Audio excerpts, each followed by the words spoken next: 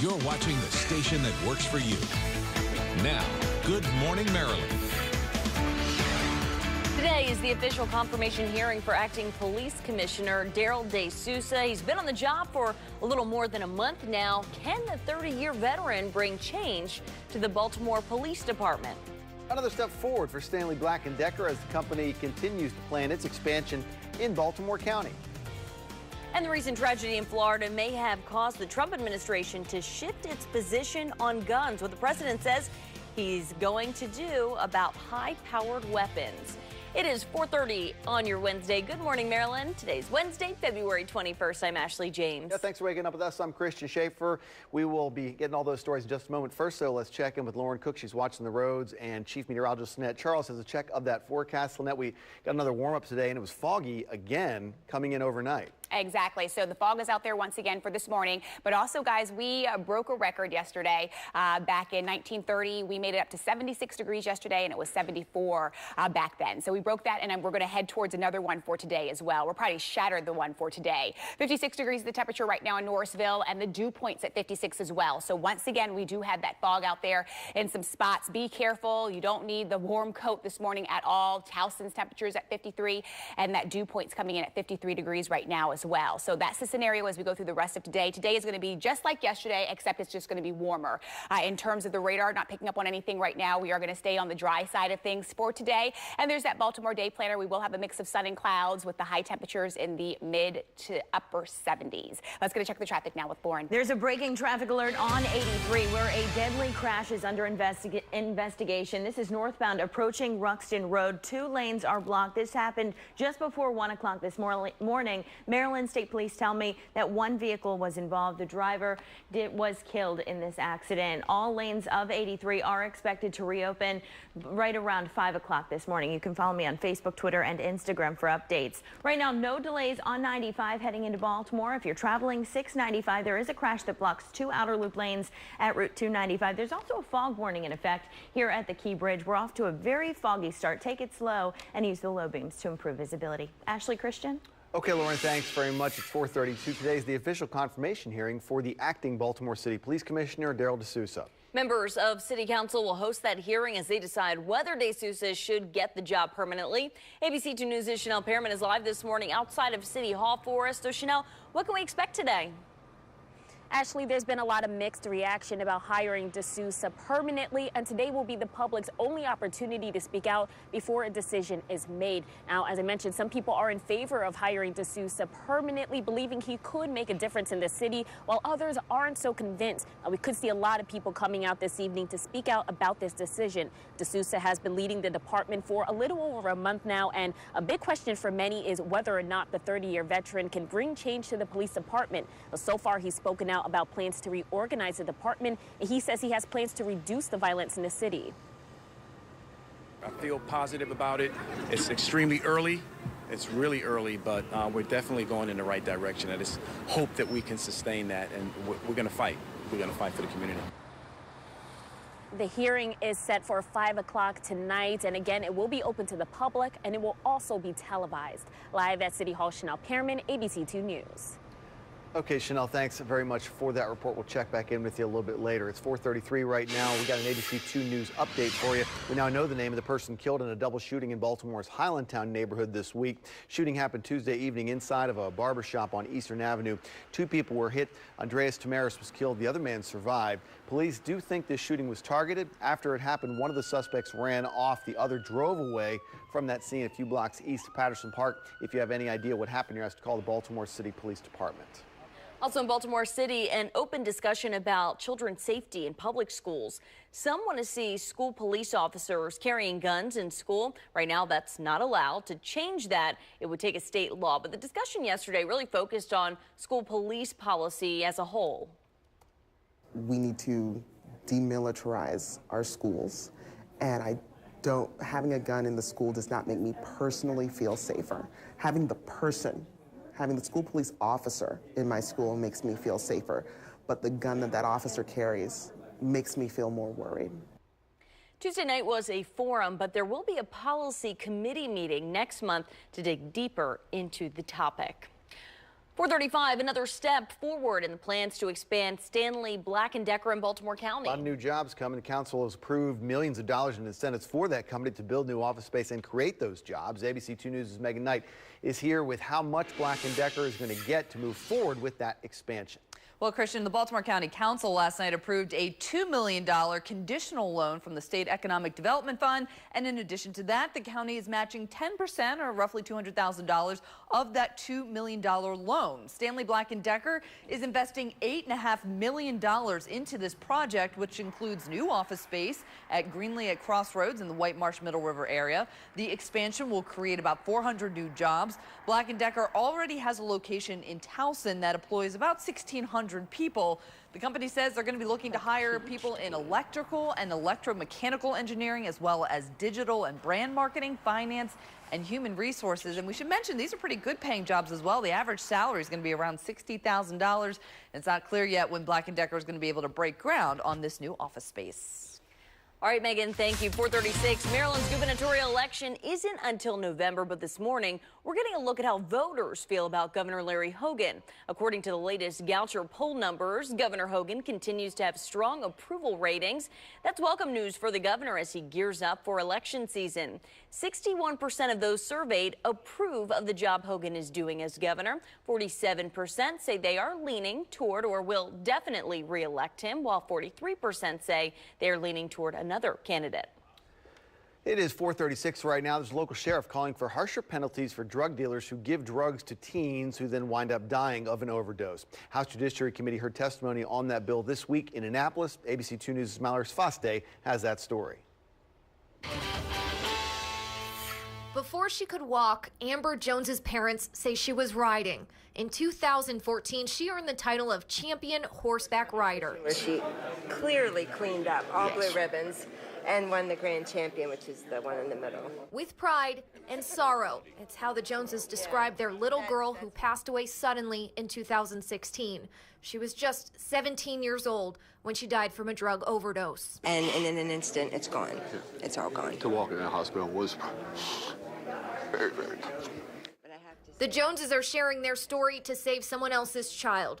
They stood alongside Harford County Sheriff Jeffrey Gaylor, the county's delegation, Sheriff's Office drug investigators, and state's attorney in support of a bill that would add stiffer penalties for the people involved in the opioid overdose death of a minor. This is the most egregious of that loss of life when you're targeting when adults, people who are over the age of 18, are targeting those under the age of 18, or targeting minors. A similar bill was proposed by the governor last year, but when it was signed, it was watered down to only include fentanyl. This bill would cover all opioids and opioid analogs illegally obtained. The max sentence would not exceed 30 years. This is still a higher penalty than distribution, so this is an improvement. A higher penalty that hopefully makes dealers think twice about how much a life is worth. This does not define you, Amber. You just, you need help. And this is what this is all about right here. Getting help for these kids, because it's bad. It's real bad. And it's getting worse. Yes, without a doubt. That's ABC2's Mallory Sfaste reporting. Now, unlike in some cases, the Joneses actually got to see the dealer sentenced. The family says he got 10 years in prison. That term, though, was then reduced to 3 years. Today, local officials are offering free HIV testing. Residents can also get educational information on HIV and AIDS. The opportunity comes in honor of National Black HIV/AIDS Awareness Day, which was held on February 7th. Testing was postponed until today and will take place at the Baltimore City NAACP office. Officials say 1.2 million people are living with HIV in the United States. It is 4:39, time now for another check of our forecast with Chief Meteorologist Lynette Charles. All right, Ashley, and boy, it's going to be another lovely day if you like the sunshine coming in and if you like the warm temperatures as well. But we do start off with a little bit of fog this morning as well. I'm going to show you that in a matter of moments. But look at these numbers. That temperature change is even warmer than what we had yesterday at this time. So we're about 20 degrees warmer in Thurmont.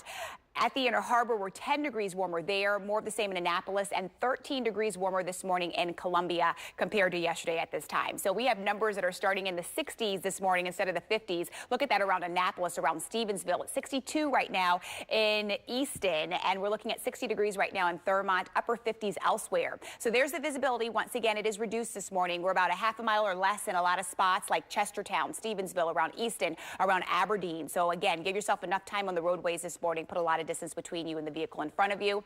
Radar and satellite composite not picking up on a whole lot this morning, and it's not going to pick up on a whole lot as we go into the afternoon. But as we go into the evening, guys, I can't rule out the chance for maybe a scattered shower to come in here. I'd say more around 7 o'clock this evening. Temperatures close to 80. Ashley, Christian.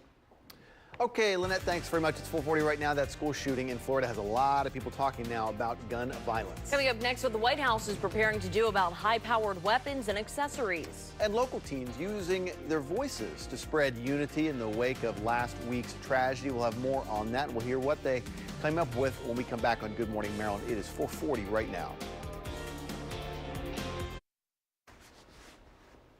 It is 4:43 and the countdown is officially on for Light City 2018. This will be the festival's third year in Baltimore. It will be there 3 weeks long, starting on April 6th with an opening night parade, ending on April 21st with a fireworks finale.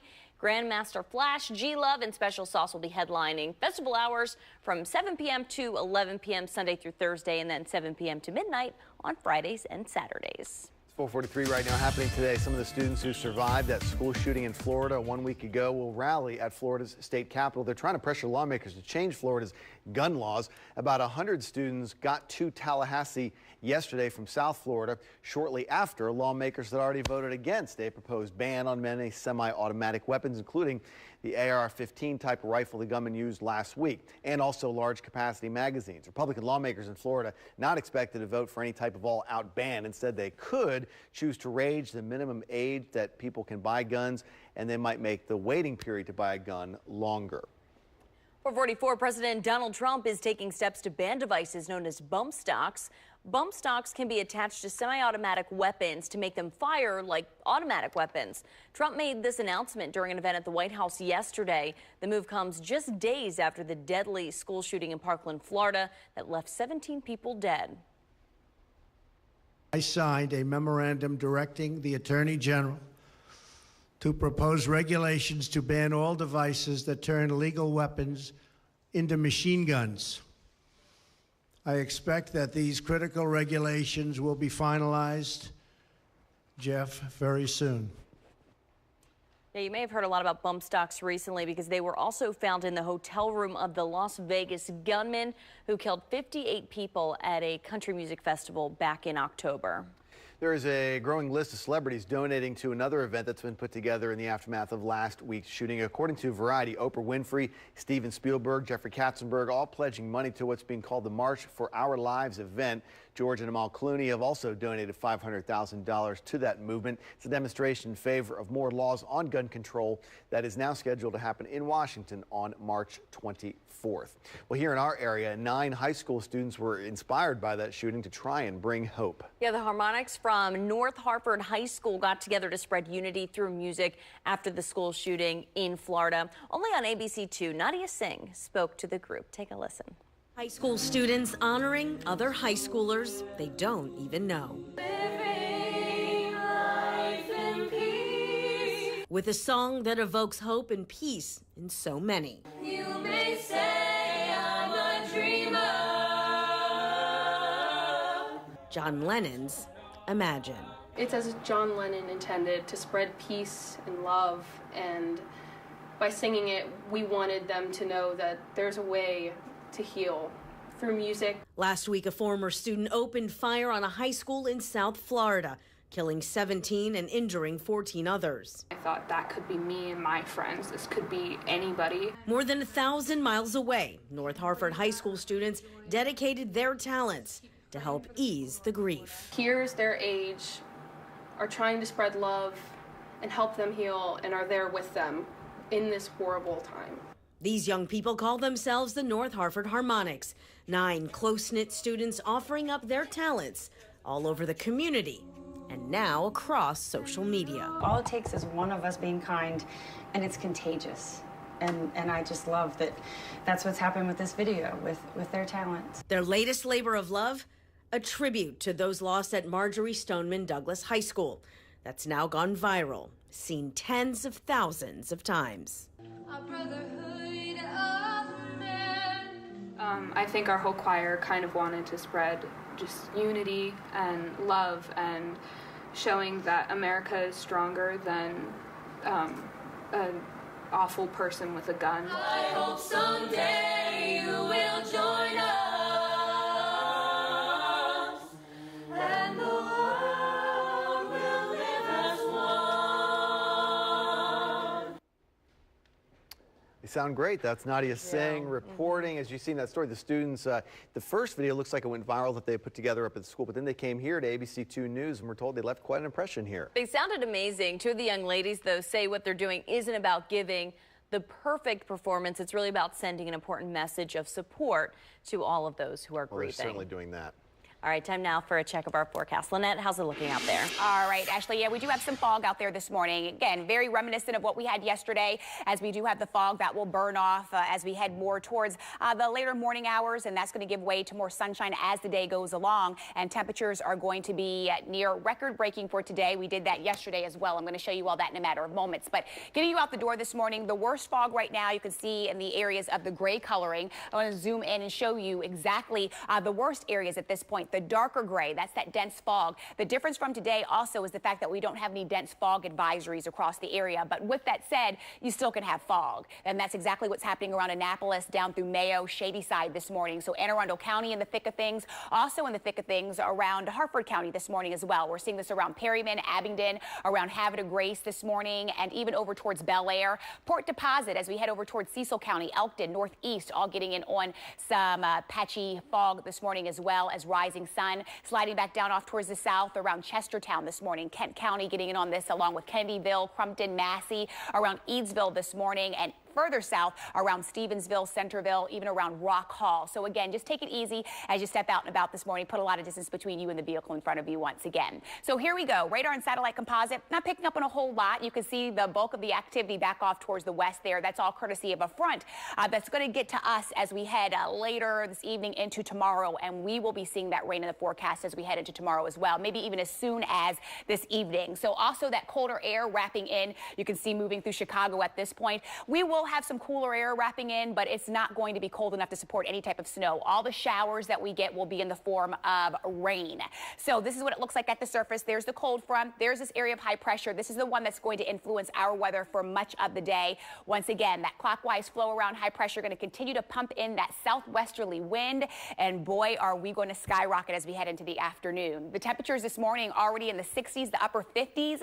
Oh yeah, but check this out. So records in jeopardy. We already knocked off one yesterday. Okay, so 1930, that one is done. And then we're looking at one for today. I'm forecasting 78, the record 1930, once again, 74. So it's neat back in 1930 how you had consecutive days, and it's going to be the same thing, consecutive days where we break the record once again. ABC2's most accurate futurecast picks up on that rain late tonight into tomorrow as well. And once again, I haven't said it yet, Christian, eat the lunch outdoors today. It's going to be beautiful. All right, let's go check the traffic with Lauren. Thank you, Lynette. A deadly crash happened early this morning on 83. I just spoke with Maryland State Police. Their investigation has cleared from the northbound lanes approaching Ruxton Road. Use caution traveling 95 this morning. There is a fog warning issued in both directions from Moravia Road to Caton Avenue. Fog definitely a big problem as you head out this morning. Take it slow, leave yourself extra time, and use the low beams. If you're traveling 695, there is an accident just reported on the inner loop. It blocks 2 lanes past Cromwell Bridge Road. The off-ramp also blocked. On the southwest corner, an accident has just cleared from the outer loop at Route 295. In Howard County, there are no delays on Interstate 70 through Ellicott City. Drive times also normal this morning on 295, 97, and Route 50. You won't have any trouble heading into Annapolis. Ashley, Christian? Okay, Lauren, thanks. All I can say is if you do eat your lunch inside today, it's best just don't tell Lynette. Like, yeah, just keep it to yourself. Keep it to yourself. Or just go outside. Apparently it's going to be really nice today. 4:51 right now. There's an 11-year-old boy in Pennsylvania who was ready to perform his civic duty. Luke Fox was ordered to show up at the Chester County Courthouse on March 28th for jury selection.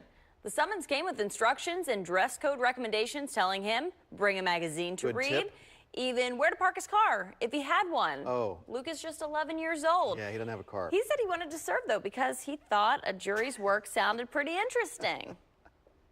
They sit during the court case and they listen to both sides of the story. Then they go into the back room and discuss it and take a vote on if the person is guilty or not. What else do you need to know? I think he's got it. He's ready to go. Well, Luke's mom called the court and says the clerk acknowledged the mistake. He did not have to show up, as stated. But when he does, he's ready. He's ready to go in a few years from now. 4:52 now, the Marvel blockbuster Black Panther continues to break more records at the box office. We told you about the numbers from its opening weekend, but coming up, how the movie compares to other popular releases. And the Washington Capitals and the Toronto Maple Leafs are getting set to hit the ice outside next weekend. Coming up, preparations for the big game. It is 4:53 now on your Wednesday. Black Panther has become a massive hit for Marvel Studios. Yeah, I think I'm the only one who hasn't seen it yet. I'm with you, but I'm going to see it. I'm going to see it too. It's broken another record at the box office. Okay, so Black Panther took in $40.2 million in ticket sales just one day on President's Day. That is now the largest ticket sales day for any Monday in the history of all the movies. Black Panther now commands the second highest four-day domestic movie opening.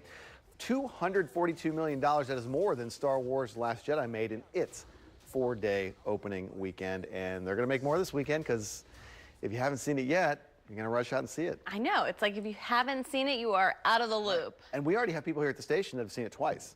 And it's only been out for, less than a week now. So, okay, shutting down Applebee's and IHOP locations across the country, closing their doors. Now coming up at 5, just how many restaurants between the two are going away? Oh my gosh, don't tell my daughter they're closing some IHOP restaurants. That's Yikes. We all get hungry on the go. Sometimes we don't have to stop and grab, we don't have the time to stop and grab a snack. There might be a service coming to Baltimore that'll bring a snack right to you. It is 4:56 on your Wednesday. We're back after this on Good Morning Maryland.